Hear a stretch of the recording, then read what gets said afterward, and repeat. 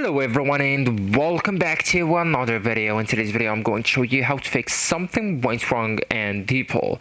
So actually guys, if you face that problem, you will need us first to refresh and retry, and that's a good quick fix to start with. Okay, so actually guys, first you will need to close and reopen DeepL. How so? You will need to swipe up from the bottom of your phone and then just swipe up DeepL app and reopen it. Okay, so the temporary glitches are very common in this situation, okay, or in this case. So then you will need to check your internet connection. Why not go ahead and switch between the Wi-Fi and mobile data right here, even restart your router and make sure your connection is stable. Okay, also guys, you will need to disable the VPN and proxy so DeepL can show this, or if you are using a VPN and your IP looks unusual. Okay, so as I told you, go ahead, turn off VPN and try again.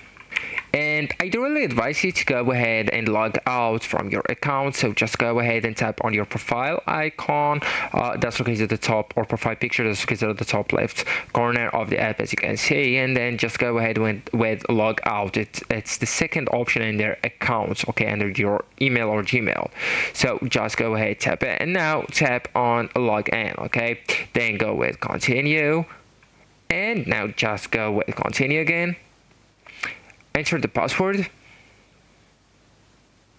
Okay, then log in and make sure that your session didn't expire. Okay, and also guys, I really advise you update or reinstall the DeepL app if it doesn't work, okay, or if all of these solutions that I already showed you doesn't work or don't work. Okay, so just go with your Apple App Store, Google Play Store, and look for the DeepL app.